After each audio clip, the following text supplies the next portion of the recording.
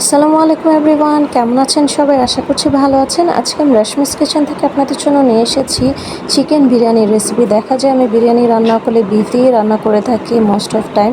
তাই আজকে চিন্তা করলাম চিকেন দিয়ে বিরিয়ানি রান্না করি। তারপর এখানে আমি সকল মশলাগুলো নিয়ে নিয়েছি। এখানে পোস্তদানা বাটা, আদা রসুন বাটা, পেঁয়াজ বাটা, কাঁচামরিচ বাটা। তারপর এখানে আমার হাতে বানানো ঘি নিয়েছি। আজকে আমার হাতে বানানো ঘি দিয়ে রান্না করব। এখানে বাদাম বাটা নিয়েছি, টক দই নিয়েছি, পেঁয়াজ বেরেস্তা নিয়েছি, গরম মশলাটা পেস্ট করে নিয়েছি, গোটা গরম মশলাও নিয়েছি। দেখুন সকল মশলাগুলো আমি দেখিয়ে দিচ্ছি। কাঁচামরিচ নিয়েছি। তারপরে এখানে আমি হাঁড়িতে যে মশলাগুলো ব্লেন্ড করে রেখেছিলাম, পেঁয়াজটা ব্লেন্ড করে রেখেছিলাম, ওটা দিয়ে ভালো করে কষে সকল মশলা কষিয়ে এখানে আমি চিকেনটা অ্যাড করে দিয়েছি। চিকেনটা দিয়ে আমি এখানে ভালো করে এখন নেড়ে ছেড়ে নিব। ভালো করে নেড়ে ছেড়ে নিয়ে এটা আমি কিছুক্ষণ কষিয়ে নিব।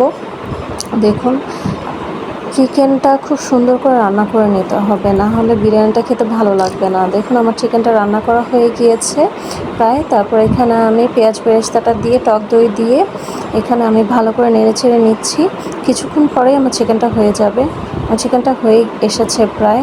দেখুন চিকেনটা রান্না করা হয়ে গিয়েছে, দেখতে কত সুন্দর লাগছে, খেতেও কিন্তু খুব মজা ছিল। এখানে আমি পোলাওটা রান্না করার জন্য পেঁয়াজ বেরেস্তা দিয়ে সকল মশলা দিয়ে দিয়েছি। তারপরে এখানে আমি পানি দিয়ে দিয়েছি, চালটা দিয়ে দিয়েছি।